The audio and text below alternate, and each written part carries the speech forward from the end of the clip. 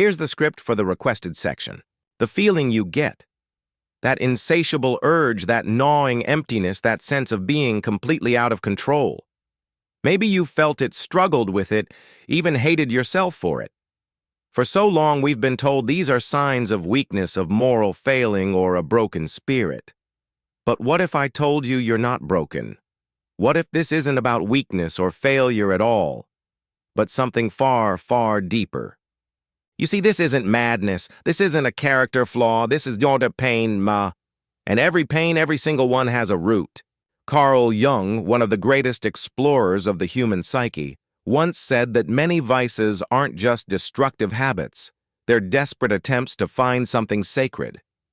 In a famous letter to the founder of Alcoholics, anonymous Jung plainly stated that addiction is a frustrated spiritual yearning.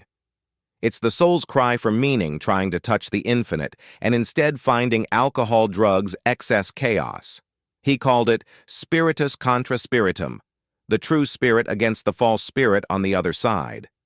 Then there's Gabor Maté, a physician and psychiatrist who's dedicated his life to understanding human suffering.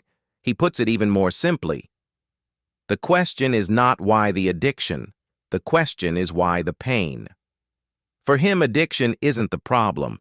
It's the solution someone found to cope with a trauma still living inside them. And if you take a moment, a truly honest moment, to look at your own story, you might recognize this too. That what drives you to repeat the same patterns, to self-sabotage, to run from yourself, isn't joy. It's a desperate attempt at anesthesia. This video isn't a lecture. It's not a judgment. It's a mirror. Here together, we're going to look at what you might have been avoiding for a long, long time. We're going to talk about what's happening behind addiction, whether it's drugs, alcohol, food, sex, work, shopping, or even just constant distraction. Because deep down, all of it is just an attempt to fill the same void. The Buddhists talk about the realm of the hungry ghosts, beings with tiny mouths and gigantic stomachs perpetually starved for something that never arrives. Gabor Maté uses this metaphor to describe the addict, someone who feels an insatiable hunger for connection, for presence, for belonging, but doesn't know where to find it. So they seek relief in anything they can, even if that relief comes at the cost of everything. Perhaps you're tired. Perhaps you're wondering if there's any way out. I'm not here to promise you an easy cure, but I will promise you one thing: there is a path. And it begins when you understand that addiction is a symptom, not the disease. That the pain isn't an end, it's a call. And if you have the courage to listen, you just might discover a different life waiting on the other side. Let's walk together now, because to understand addiction is to understand yourself. And this can change everything. Now let's go deeper, because addiction in its truest sense doesn't begin with the substance or the action. It begins with a pain. Before that first hit, that first escape, that first compulsive behavior, there was a suffering body. There was an abandoned heart. There was a frightened, confused, lonely child who learned far too early that the world wasn't a safe place. Gabor Maté, a Hungarian-Canadian doctor, spent decades working with people the world wanted to forget: the homeless, chronic drug users, patients given up on by the healthcare system, and their own families. And what he discovered was this: all of them, without exception, carried a deep core wound. Many were abused, neglected, ignored, beaten, or simply deprived of love. And even those who didn't endure severe trauma in the classical sense still lived through experiences of emotional disconnection significant enough to wire their brains for suffering. Addiction, Maté says, is the attempt to soothe that pain. He poses a profound question. The real question is never why the addiction, but why the pain. And that question changes everything. Because when you understand this, you stop seeing addictive behavior as a whim, as weakness, as a foolish choice. And you start to see it as a legitimate, albeit destructive response to legitimate pain. The addicted brain isn't a weak brain. It's a brain that has learned to protect itself. When you use a substance or engage in a compulsive behavior, your body releases dopamine. the neurotransmitter of reward-pleasure survival. It's the same system that gets activated when we feel love-acceptance connection. But for many, those experiences have been absent or painful, so the brain learns to seek similar relief elsewhere. Alcohol, cocaine, pornography, hyper-processed foods, shopping, social media, gaming status. Maté describes addicts as residents of the hungry ghost realm, an image drawn from Buddhism. In this symbolic view, these creatures have tiny mouths, narrow throats, and enormous stomachs, forever starving for something they can never ingest. It's the perfect image for the addicted soul, always seeking, always consuming, but never filled. Because what's being sought truly isn't the substance. It's the feeling of, wholeness. It's an attempt to anesthetize the silent scream of the inner child who was never heard. And perhaps you recognize yourself in this. Maybe your compulsion isn't for something that overtly destroys your life. Maybe it's something more subtle, more disguised, more socially acceptable. But the question remains, what are you trying to avoid feeling? As the world continues to punish the behavior, the pain driving it continues to grow silent, unseen. That's why treatments focused solely on abstinence often fail, because they fight the symptom but ignore the cause. And as long as the wound remains open, the mind will continue to seek relief at any cost. But what if what you're looking for out there, in the substance, in the escape, in the excess, is actually within you? What if true relief doesn't come from anesthesia, but from reconnecting with your own soul? This is where Carl Jung comes in. For him, addiction wasn't just an attempt to escape pain. It was a misguided attempt to find the sacred. In the next section, we'll dive into Jung's profound view of addiction as a spiritual crisis and understand why he believed the true antidote to the compulsion lies in reconnecting with your own self. For Carl Jung, addiction was never simply a behavioral disorder, much less a matter of weak will. He saw it as a profound symptom of spiritual disorientation. A cry from the soul seeking meaning, a desperate attempt to reconnect with the self with spiritual wholeness, using tools that ultimately only deepen the inner fragmentation. Jung understood that human beings simply cannot bear to live disconnected from their own center.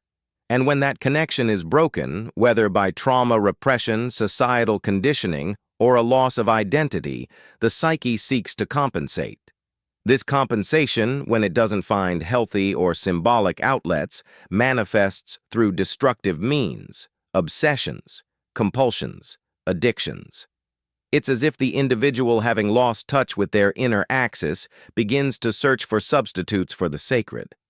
And many find this in alcohol, drugs, or any behavior that induces an altered state of consciousness. This is exactly what Jung recognized when he famously corresponded with Bill Wilson, the co-founder of Alcoholics Anonymous. In this historic letter, Jung explained that for many the craving for alcohol was in fact an unconscious craving for a mystical experience, for an expanded state of consciousness, for transcendence. Spiritus contra spiritum, the true spirit versus the false spirit, the substance as a simulation of the divine. It's a bold statement, but think about it carefully. What does addiction offer if not a fleeting sense of release, of peace, of ecstasy, or escape? The problem isn't what the addict is looking for. The problem is where they are looking. Jung believed that behind every compulsion lies a legitimate impulse of the soul, an impulse to return to center, to reconnect with the self. But when this impulse doesn't find conscious expression, whether due to repression, fear, trauma, or conditioning, it leaks out through the cracks and manifests as destructive behavior. It's the denied spirituality returning through the shadow. That's why for Jung, true recovery cannot come solely from abstinence or rationalization. It must involve a journey back to the self, the building of a symbolic life, the integration of opposites. Because deep down, the addict is someone who has lost touch with their own soul and is trying to restore that connection the only way they know how, by seeking outside what is and always has been within. But there's a profound obstacle on this journey: a lurking foe that lives inside all of us and is often the biggest culprit in driving us towards addiction. The shadow. What we repress, deny, and try to forget. In the next section, we'll explore how the shadow feeds addiction and why it needs to be confronted directly if we truly want to liberate ourselves. So if Jung believes the true antidote lies in reconnecting with your soul, why is that so hard? Because there's a profound obstacle on this journey. A lurking foe that lives inside all of us and is often the biggest culprit in driving us towards addiction. The shadow. Inside you lies an unknown territory, a place made up of everything you've been forced to hide, to repress, to deny, or to forget. This place in Jungian psychology is called the shadow. And it's precisely this repressed content, this unlived part of the psyche that largely fuels addictive behaviors. The shadow encompasses everything that at some point in your life you learned wasn't okay, to be anger, shame, fear, desire, sadness, vulnerability, power, sexuality, ambition. Anything that wasn't accepted or embraced, whether by your family, your culture, or your religion, gets pushed deep into the psyche. But just because something is repressed doesn't mean it ceases to exist. Quite the opposite. What's exiled from consciousness begins to act in the dark, influencing your thoughts, emotions, and behaviors in indirect, compulsive, and often self-destructive ways. Jung famously said that what you resist persists, or as he put it more powerfully, what you do not make conscious will appear in your life as fate. Addiction in this light isn't an act of free choice.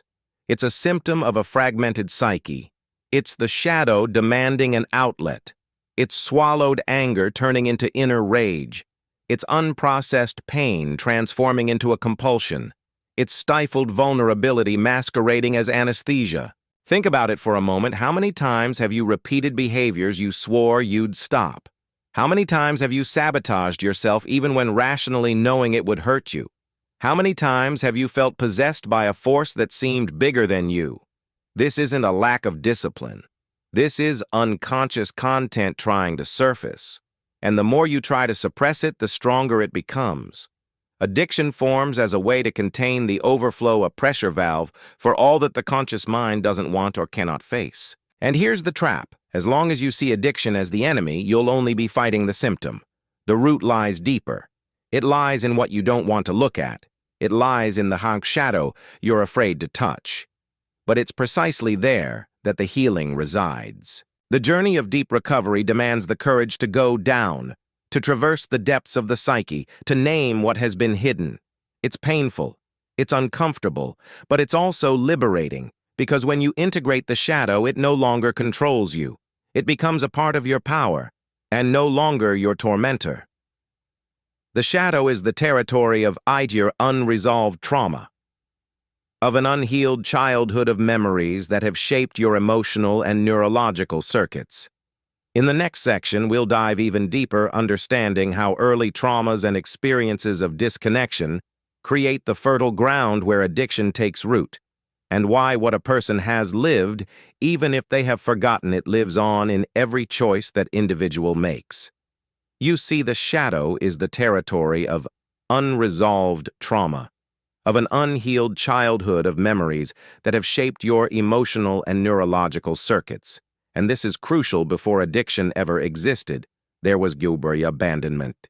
Before the compulsive behavior, there was absence. Before the substance abuse, there was pain. A pain that didn't know how to name itself but screamed in the silence of the body. And that's where we need to start, at the origin of the wound. Because no one is born an addict. Addiction is an adaptation. It's a creative, albeit destructive, response of the psyche to an unbearable reality. Gabor Maté states it bluntly. The opposite of addiction is not sobriety, it's connection. And this statement carries a disquieting truth. Most people struggling with addiction aren't seeking pleasure. They're seeking relief. Relief from chronic loneliness, from feelings of inadequacy, from the agony of not feeling loved, seen, or belonging. And this pain rarely begins in adulthood. It's born in childhood, in those earliest years, often even before we could speak about it. Science shows us how profoundly the early years of development shape the human brain. A child's nervous system organizes itself based on the emotional experiences it receives. If it grows up in love, acceptance, and emotional presence, its brain will develop circuits of safety, trust, and regulation. But if it grows up in an environment of abandonment, instability, abuse, or emotional coldness, those circuits become dysfunctional. The child learns the world isn't safe, and worse, it learns its pain won't be tended to. But trauma isn't limited to big events. One doesn't have to endure physical violence or overt abuse to be traumatized. What constitutes trauma is the subjective experience of helplessness. It's when the emotional system is overwhelmed by something it cannot process and that remains frozen in the body. And that's where addiction steps in as an attempt to regulate what was never regulated. Imagine addiction as an emotional prosthesis. It arises where there was a lack of containment, where there was an absence of nurture, where there was no listening ear. It provides what the inner child begged for and didn't receive: relief, control, comfort. The use of a substance or a compulsive behavior temporarily soothes the nervous system. It offers a false sense of belonging, power, peace. But it's a fleeting relief that comes with an ever-increasing cost. The body of the addict carries memories that the mind often forgets: memories of constant tension, of emotional abandonment, of not feeling worthy of love. And that's why deep recovery cannot bypass the body. Because it's in the body that the trauma resides, it's in the body that the wound aches, and it's through the body that healing must happen. Addiction, then, is less a disease and more a desperate attempt to self-regulate, to survive, to cope with an invisible pain. And when you truly understand this, something shifts. Guilt gives way to compassion, and shame begins to dissolve little by little. But there's still one essential element missing: confrontation. Because understanding the roots of addiction isn't enough. There's a need to traverse this territory, to go down to the very core of the pain. Jung said that no tree can reach heaven unless its roots reach down to hell. And that's exactly what we'll talk about in the next section: the courage to go down, to touch your own shadow, and to turn the pain into a gateway for transformation. But there's still one essential element missing: confrontation. Because understanding the roots of addiction isn't enough. There's a need to traverse this territory, to go down to the very core of the pain. Jung said that no tree can reach heaven unless its roots reach down to hell. And that's exactly what we'll talk about now: the courage to go down, to touch your own shadow, and to turn the pain into a gateway for transformation. There's a dangerous illusion surrounding the idea of recovery. A fantasy sold by self-help slogans and hurried speeches that you can overcome addiction solely through willpower, positive thinking, or habit changes. But the truth is different, and it's harsh. The process of true healing isn't an ascent. It's a descent to you. Carl Jung made this clear with one of his most powerful statements: no tree can reach heaven unless its roots reach down to hell. And this hell in the journey of addiction isn't metaphorical. It's real, concrete, felt in the flesh. It's the plunge into your own unconscious. It's the reunion with everything that was denied, forgotten, locked away, but never ceased to exist. Healing begins when the individual stops running, when for the first time they agree to look at the pain instead of anesthetizing it, when they understand that the hunger that never ceases, that hole that nothing can fill, isn't going to disappear with another dose, another click, another purchase, another distraction. It will only stop hurting when it is heard. Going down above all else is an act of courage. It means facing your shadow directly, recognizing your own demons without a mask, sitting with the agony, the guilt, and the shame, and enduring the discomfort of being naked before yourself. It's not pretty, it's not fast, it's lonely, sometimes it's brutal, but it is real and it is necessary.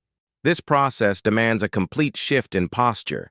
It's about stepping out of the logic of war against yourself. I need to conquer my addiction. I need to conquer my urges. and stepping into a logic of reconciliation. Addiction isn't an enemy to be destroyed. It's a messenger, a distorted and painful guide pointing precisely to where the wound is. The substance or the destructive behavior itself is what reveals. It points to the path that needs to be walked. It points to where it hurts, where it lacks, where it bleeds. And this journey isn't just psychological, it's spiritual. Because addiction at its core is a crisis of meaning, a failed attempt to reconnect with something larger. The addict is someone exiled from themselves, disconnected from their self, fragmented within. Recovery, then, isn't just about stopping the use or the addictive behavior. It's about reconstituting that wholeness. It's about integration. It's about returning to live at the center of your own being. But this return is only possible when the pain is traversed, not avoided. And this only happens in silence, in confronting the void, in letting go of illusions. One has to die to the old identity and be reborn not as a cured person, but as a whole person who no longer needs to run, who can finally be present in their own life. This rebirth, however, doesn't happen overnight. It's built little by little, with awareness, with support, with presence. And it's only possible when you understand that you are not broken, you are disconnected, you are not bad, you are wounded, and you are not alone. You are like all of us finding your way back home. If this video has resonated with you, if at any point you felt seen or understood, please leave a comment below. Let me know what resonated most with your story, what part truly pierced through. I read all the comments, and you can be sure your story matters. And if you want to continue this process, this deep dive, this traversal towards yourself, then watch the next video. It's a vital continuation of this path, a piece that completes what we've started here. Don't forget to like, share with someone who needs to hear this, and most importantly, subscribe to the channel, because this isn't just a channel about psychology, it's a space for awakening. And you deserve to awaken. Let's walk together.